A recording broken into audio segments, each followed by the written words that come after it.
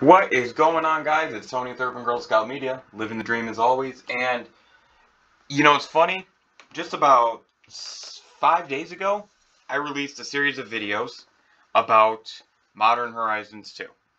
I talked about the lands that I thought they were going to drop in price, talked about the product being overpriced for sealed, and some of the powerful cards, including the elemental invocations.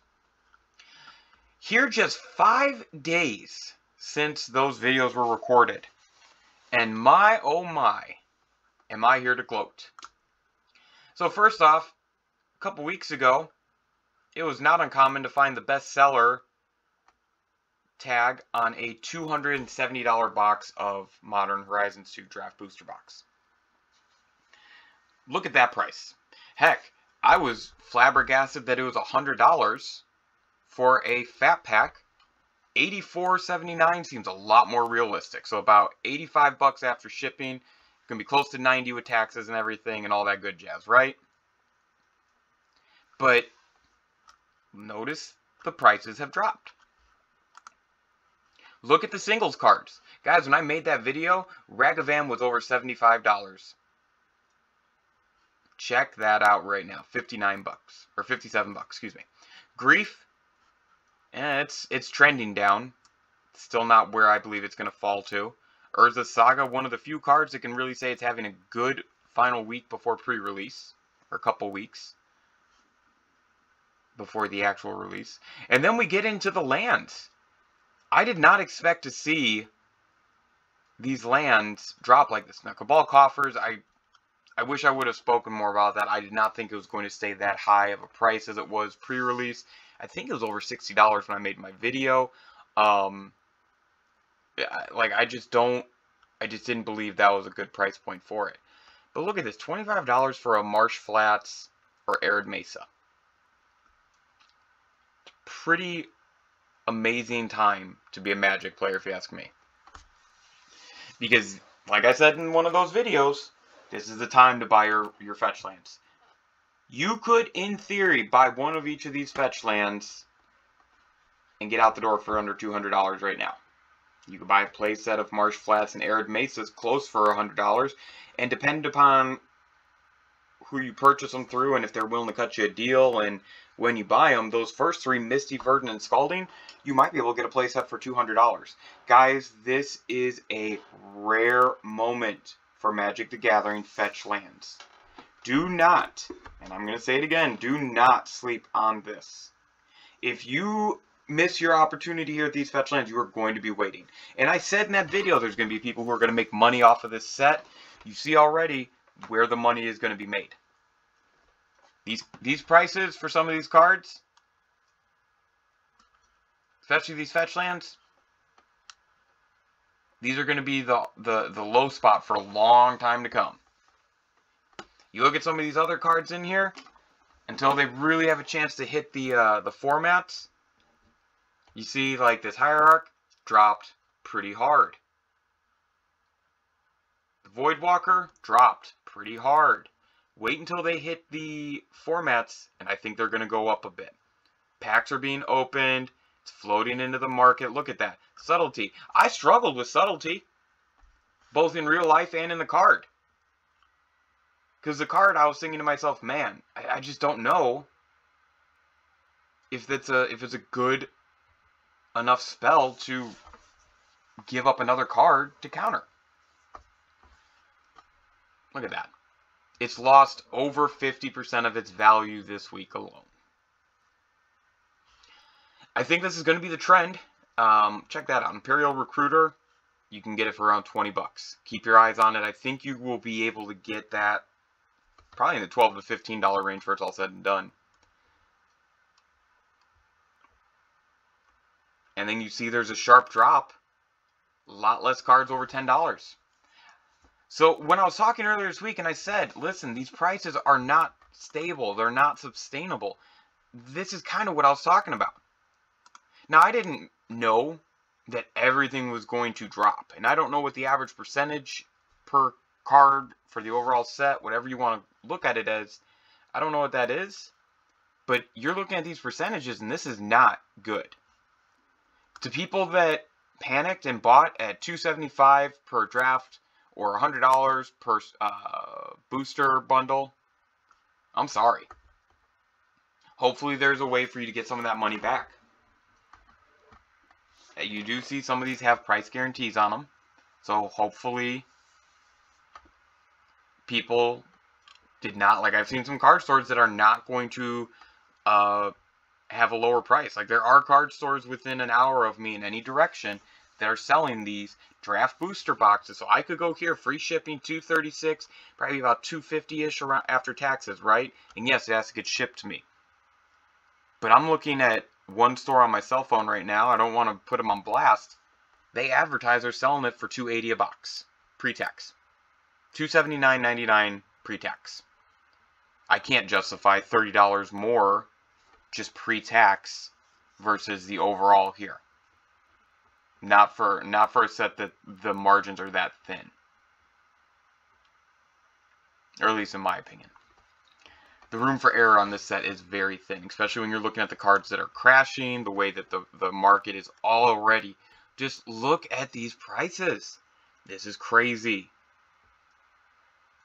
Look at what they're losing, and this is all pre-release. Packs aren't even fucking hitting the market in full swing. Like, you just have the pre-release packs being opened right now, and the early delivery stuff. And of course, those people who somehow always get to open set boosters before the actual product is supposed to be released, but whatever, we won't deal with that. Either way around it, guys, now is when I would start getting into the box game. One of the perks about my approach to life is that I like to just kind of step back and wait. I like to get as much information as possible and be as complete about it as possible. And you see here today, it's pretty good information to support some of the things that I was saying the other day. Now, I wasn't right on everything.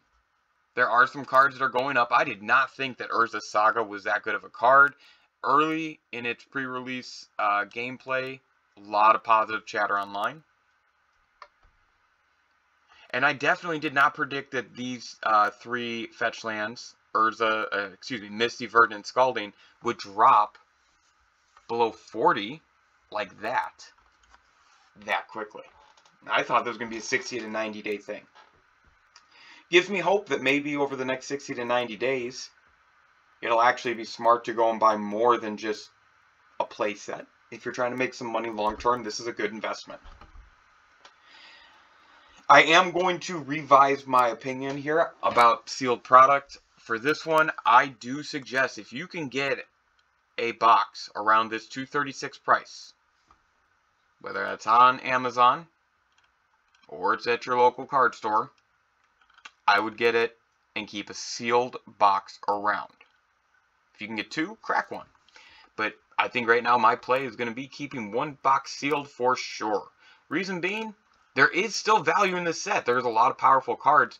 My issue wasn't that there wasn't enough power to justify the price, is that they jammed too much in and set the price point so high that it was going to be hard for players to justify purchasing this.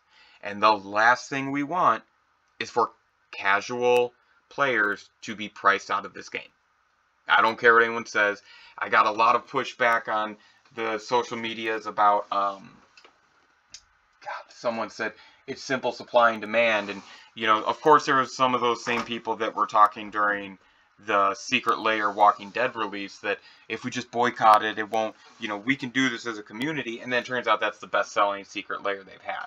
So boycotting doesn't work. Supply and demand is, I don't think, is really a good answer to this, because a lot of this stuff's already printed and a lot of players have the demand for it. So the supply, like, there's too much demand from players that don't want to boycott. Boycott's not the answer. That's really what it comes down to. Instead of trying to sound fancy, boycotting's not the answer. So, but there you guys go. We'll roll down here a little bit more and just look at these prices. And I mean, absolutely, this is, ooh, Endurance. I actually thought that was one of the more powerful ones, so I'm surprised that's dropped, but we'll see. This is absolutely not healthy and awesome at the same time. Yeah, that's a bad girl right there. But what do you guys think?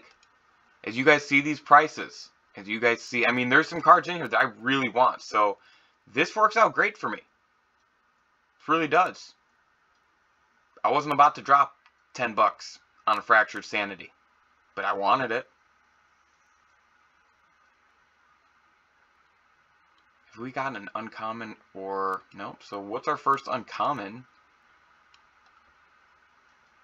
Dragon's Rage Chanela. So there you go. I'm curious what you guys think. I'm curious what you guys believe will be the next steps here for these prices. Going back to the top here, you can see there is a lot of drop already, but I don't think it's the end-all be-all. I think there is going to be some climbing, but this is what happens with every set. This is literally what happens. The problem, in my opinion, is it wasn't just that these prices were super high starting out. These prices were super high starting out to kind of help meet what that huge-ass 275 price was attached to this box just a few days ago. Now, the market is saying, hey, we're not going to justify these prices, and this has to come down with it. Pretty exciting, pretty scary, pretty unhealthy, but pretty great at the same time. So, just a ramble here. I got some time to kill before people start showing up, having a bit of a party today, and looking forward to all that that'll bring. But wanted to talk just a little bit about this. Tell me what you guys think. Sound off in the comments. Thank you so much. It's Tony K with Urban Girl Scout Media.